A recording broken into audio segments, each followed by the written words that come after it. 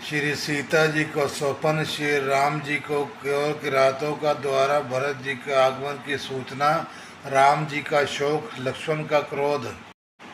उहाँ राम जननी अवशेषा, जाग सिय सपन अस देखा, सही समाज भरत जनवाय, नाथ वियोग ताप तन ताए। उधर श्री रामचंद्र जी रात शेष रहते ही जागे। रात को सीता जी ने ऐसा स्वप्न देखा कि वे श्री रामचंद्र जी को सुनाने लगी, मानो समाज सहित भरत जी यहाँ आए हैं। प्रभु के वियोग की अग्नि से उनका शरीर अस्तप्त है। सकल मलिन मन दीन दुखारी, देखी सासु आन अनुहारी, सुनिसिय सपन भरे जल लोचन, भय सोच बज सोच विमोचन। सभी लोग मन में उदास, दीन और दुखी हैं। सासुओं को दूसरी ही सूरत में देखा। सीता जी का स्वप्न सुनकर श्री रामचंद्र जी के नेत्रों में जल भर आ गया और सबको सोच से छुड़ा देने वाले प्रभु स्वयं लीला से सोच के वश में हो गए। लखन सपन यह नीक न होई, कठन कचाह सुनाव्यो कोई, अस कई बंधु समेत नहाने, पूजे पुरारी साधु सन्माने। और बोले, लक्ष्मण यह स्वप्न अच्छा नहीं है, कोई भीषण कुसुमाचार बहुत ही बुरी खबर सुनावेगा। ऐसा कहकर उन्होंने भाई सही स्नान किया और त्रिपुरारी महादेव जी का पूजन करके साधुओं का सम्मान किया। सन्मानी सुरमुनि बंदी बैठे, उत्तर दिशि देखत भये, नव दूरी खग मृग भूरी, भागे विकल प्रभु आश्रम गए। तुलसी उठे अवलोकी, कारनु कहा चित सकुचित रहे, अब सब समाचार की रात को लई आई, तही अवसर कहे। देवताओं का सम्मान पूजन और मुनियों की वंदना करके श्री रामचंद्र जी बैठ गए और उत्तर दिशा की ओर देखने लगे। आकाश में धूल छा रही है, बहुत से पक्षी और पशु व्याकुल होकर भाग हुए प्रभु के आश्रम को आ रहे हैं। तुलसीदास जी कहते हैं कि प्रभु श्री रामचंद्र जी यह देखकर उठे और सोचने लगे कि क्या कारण है। वे चित्त में आश्चर्य युक्त हो गए। उसी समय कोल भीलों ने आकर सब समाचार कहे। सुन सुमंगल बैन मन, प्रो तन पुलक भर, सरद सुरोरु नैन, तुलसी भरे सने जल।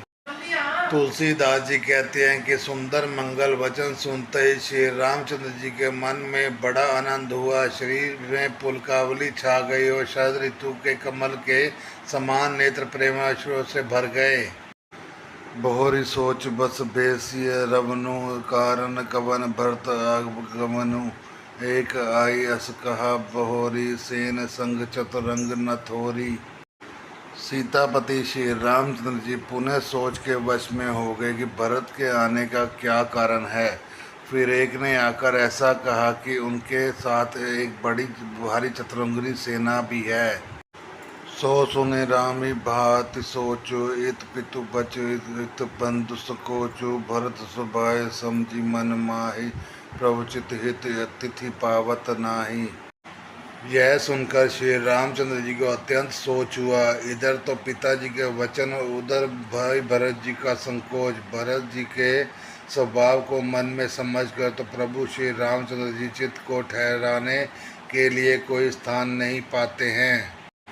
समाधान तब भाई यही जाने, भरत कहे मोर साधु से आने, लखन लखे प्रभु हृदय खबारू, कहत समय समनीति विचारू। तब यह जानकर समाधान हो गया कि भरत साधु और सियाने हैं तथा मेरे कहने के में आज्ञाकारी हैं। लक्ष्मण जी ने देखा कि प्रभु श्री राम जी के हृदय में चिंता है, तो वे समय के अनुसार अपना नीति युक्त विचार कहने लगे। बिन पूछे कछु कहे गोसाई, सेवक समय न ठीठ ठिठाई, तुम सर्वज्ञ शिरोमणि स्वामी, आपने समझी कहे अनुगामी। हे स्वामी, आपके बिना पूछे ही मैं कुछ कहता हूँ। सेवक समय पर ठिठाई करने में ठीठ नहीं समझा जाता, अर्थात आप पूछे तब मैं कहूँ, ऐसा अवसर नहीं है। इसलिए यह मेरा कहना ठिठाई नहीं होगा। हे स्वामी, आप सर्वज्ञों के शिरोमणि हैं, आप सब जानते ही हैं। मैं सेवक तो अपनी समझ की बात ही कहता हूँ। नाथ सहद सुटि सरल चित, शील स्नेह निधान, सब पर प्रीति प्रीति जिए जाने आप समान। हे नाथ, आप परम सहृद बिना ही कारण परम हित करने वाले सरल हृदय तथा शील और स्नेह के भंडार हैं। आपका सभी पर प्रेम और विश्वास है और आपने हृदय में सबको अपने ही समान जानते हैं। विषय जीव पाई प्रभुताई मूढ़ मोह बस होई जनाई भरत नीति रत साधु सुजाना प्रभुपद प्रेम सकल जुग जाना। परंतु मूढ़ विषय जीव प्रभुता पाकर मोहवश अपने असली स्वरूप को प्रकट कर देते हैं। भरत नीति पुराण साधु और चतुर हैं तथा प्रभु आपके चरणों में उनका प्रेम है, इस बात को सारा जगत जानता है। तेव आज राम पद पाई चले धर्म मर्याद मिटाई कुटिल कुबंधु को अवसर ताकि जानी राम बनवास एकाकी। वे भरत जी आज श्री राम का आपका पद सिंहासन अधिकार पाकर धर्म की मर्यादा को मिटा कर चले हैं। कुटिल खोटे भाई भरत कुश में देखकर और यह जानकर कि श्री राम आप वनवास में अकेले असहाय हैं। करे कुमंत्रो मन साज समाजु आए करे एक टंक राजू कोटि प्रकार कल्पि कुटलाई आए दल बटोरी दो भाई। अपने मन में बुरा विचार करके समाज जोड़कर राज्यों को निष्कपट करने के लिए यहाँ आए हैं। करोड़ों अनेकों प्रकार की कुटिलताएं रचकर सेना बटोरकर दोनों भाई आए हैं। जो जिए होती न कपट कुचाली कही सुहाती रथबाज गजाली भरती दो सुदेई को जाए जग बोराई राजपद पाए। यदि इनके हृदय में कपट और कुचाल न होता तो रथ घोड़े और हाथियों की कतार ऐसे समय किसे सुहाती। परंतु भरत जी के ही व्यर्थ कौन दोष दे। राजपद पा जाने पर सारा जगत ही पागल मतवाला हो जाता है। शशि गुरु तिये गामिन दुष जड़े भूमि सुर जान लोक वेते विमुख भा अदम न भेन समान। चंद्रमा गुरु पत्नी गामी हुआ राजा नहुष ब्राह्मणों की पालकी पर चढ़ा और राजा बहन के समान नीच तो कोई नहीं होगा जो लोक और वेद दोनों से विमुख हो गया। सहस भाव सुरनाथ त्रिशंकु कही न राजमद दीन कलंकु भरत कीन यह उचित उपाय रिपुरिन रचना राखब काय। सहस भाव देवराज इंद्र और त्रिशंकु आदि किसको राजमस ने कलंक नहीं दिया।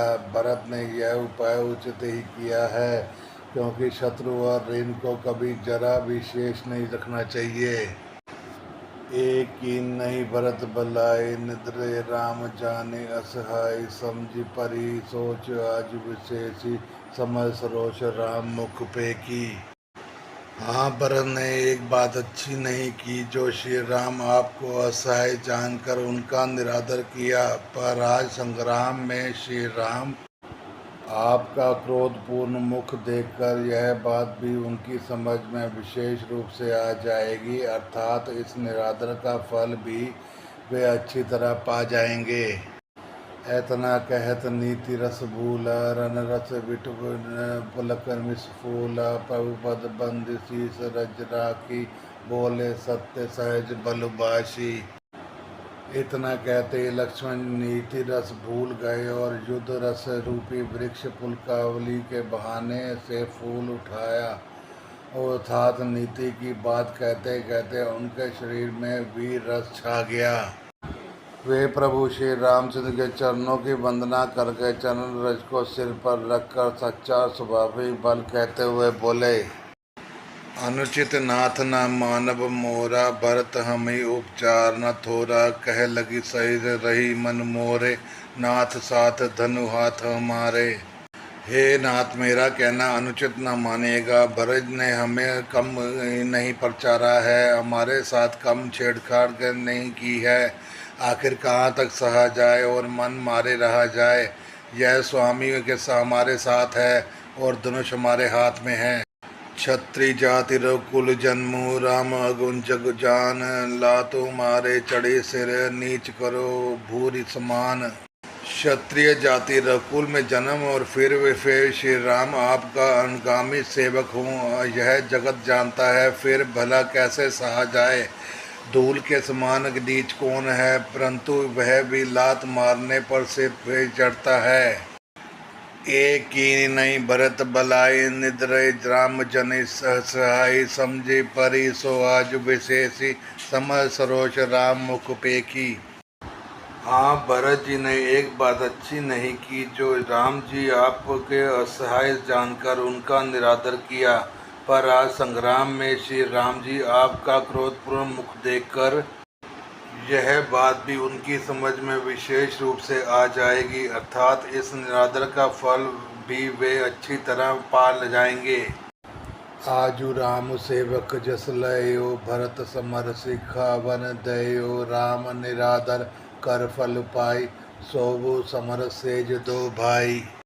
आज मैं श्री राम आपका सेवक होने का यश लूँ और भरत को संग्राम में शिक्षा दूँ। श्री रामचंद्र आपके निरादर का फल पाकर दोनों भाई भरत शत्रुघ्न रण शैया पर सोवें।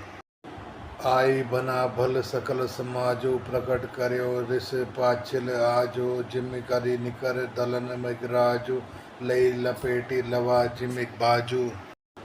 अच्छा हुआ जो सारा समाज आकर एकत्रित हो गया। आज मैं पिछला सारा क्रोध प्रकट करूंगा। जैसे सिंह हाथियों के झुंड को कुचल डालता है और बाज जैसे लवे को लपेट में ले लेता है, तैसे ही भरत सेन समेता, सानुज निद्रि निपात खेता, जो सहाय कर शंकर आय, तो मारू रण राम दुहाई। वैसे ही भरत को सेना समेत और छोटे भाई सहित तिरस्कार करके मैदान में पछाड़ूंगा। यदि शंकर जी भी आकर उनकी सहायता करें तो भी मुझे राम जी की सुगंध है, मैं उन्हें युद्ध में अवश्य मार डालूंगा, छोड़ूंगा नहीं। अति सरोष माखे लखनऊ, लखी सुधि शपथ प्रवान, सबे लोक सब लोकपति, चाहत भरी भरी बगान। लक्ष्मण जी को अत्यंत क्रोध में तमतमाया हुआ देखकर और उनकी प्राथमिक सत्य सुगंध सुनकर सब लोग भयभीत हो जाते हैं और लोकपाल घबरा कर भागना चाहते हैं। जगु भय मगन गगन भय बानी, लखन बाहुबल विपुल बखानी, तात प्रताप प्रभाव तुम्हारा, को कह सके जो जान निहारा। सारा जगत भय में डूब गया। तब लक्ष्मण जी ने अपार बाहुबल की प्रशंसा करती हुई आकाशवाणी हुई, हे तात, तुम्हारे प्रताप और प्रभाव को कौन नहीं कह सकता है और कौन जान सकता है। अनुचित उचित काज कछ हो, समझी करियो बल कह सबको, सहस करी पाछे पछताई, कही वेद बुध ते बुध नाही। परंतु कोई भी काम हो उसे अनुचित उचित खूब समझ बूझ कर किया जाए तो सब कोई अच्छा कहते हैं। वेद और विद्वान कहते हैं कि जो बिना विचारे जल्दी में किसी काम को कुछ करके पीछे पछताते हैं वे बुद्धिमान नहीं हैं।